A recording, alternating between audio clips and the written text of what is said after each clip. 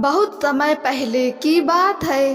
घने जंगल के एक कोने में एक शांत हरे भरे मैदान में भेड़ों का झुंड रहा करता था। उनमें से एक भेड़ मीरा सबसे अलग थी। वो बाकी भेड़ों की तरह ना तो भीड़ में खोती थी, ना ही डरती थी। उसकी आंखों में सवाल थे और दिल में साहस। वहीं दूसरी ओर जंगल के काले हिस्से में एक लोमड़ी रहा करती थी। झुकी नाम था उसका। वह न सिर्फ जंगल की सबसे चालाक लोमड़ी थी, बल्कि उसकी चालें इतनी घातक थीं कि कई जानवर उसके नाम से ही कांपते थे। और फिर था राजा, एक घोड़ा जो कभी इंसानों की दुनिया से भागकर जंगल में आ गया था। ऊंचा, मजबूत और बेहद शांत, पर उसकी आंखों में ऐसा दर्द था जिसे कोई पढ़ नहीं सका। एक रात जंगल में कुछ अजीब हुआ। झुंड की एक भेड़ गायब हो गई।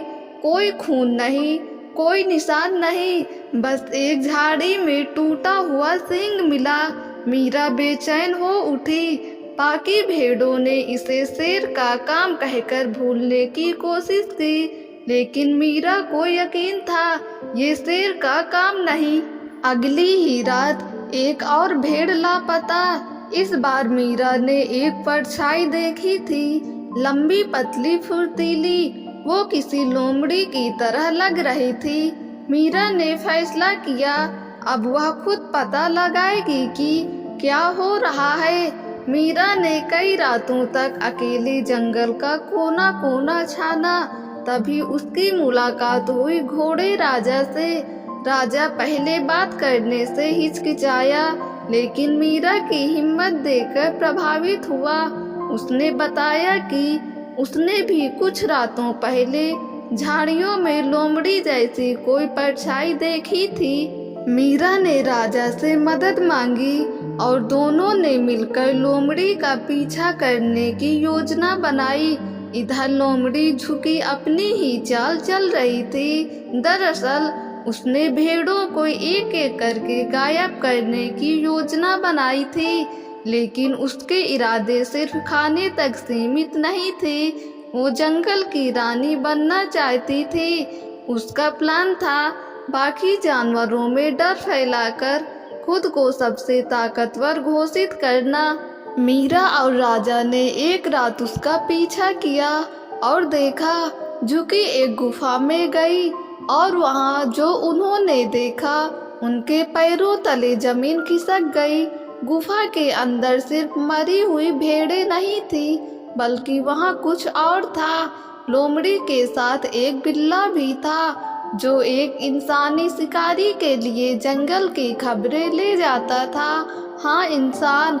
और वो शिकारी अब जंगल के बड़े हिस्से को साफ करने की योजना बना रहा था, जानवरों की खालों के लिए। झुकी को लालच दिया गया था, हर भेड़ के बदले उसे इनाम मिलेगा और जंगल का एक हिस्सा भी मिलेगा जहां वो राज कर सके।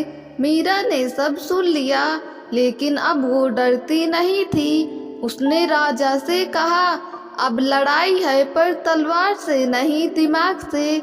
मीरा और राजा ने पूरे जंगल में ये खबर फैलाई। शेर, हाथी, बंदर, हिरण, सब जानवर एक हो गए। अगली सुबह झुकी ने एक और भेड़ को गुफा में लाने की कोशिश की, पर जैसे ही वो गुफा में पहुंची, अंदर से पूरा जंगल निकला। राजा सबसे आगे था। जानवरों ने घेरा डाल दिया, पर तभी झुकी हंसने लगी। तुम सब देर से आए, शिकारी रास्ते में है। मीरा ने मुस्कुराते हुए कहा, शिकारी नहीं आएगा, क्योंकि हमने उसके जाल में खुद उसे फंसा दिया है। मीरा और राजा ने बिल्ली के जरिए उल्टी खबर भेजी थी और शिकारी को इंसानी गांव के लोगों ने पकड़ लिया।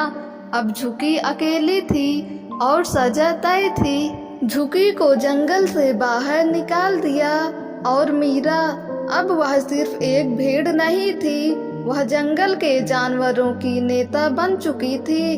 राजा उसका सबसे अच्छा मित्र बन गया। एक ऐसा साथी जिसने साथ दिया तब जब सबने मुंह मोड़ लिया था। इस कहानी से हमें यह सीख मिली है कि दिमाग, साहस और सच्चाई जब एक साथ हो तो लोमड़ियों की चालें भी फेल हो जाती हैं। दोस्तों, अगर आपको ये कहानी पसंद आई हो तो हमारे YouTube चैनल को सब्सक्राइब करके बेल आइकन को क्लिक कर दें ताकि वीडियो का नोटिफिकेशन सबसे पहले आप तक पहुँचे।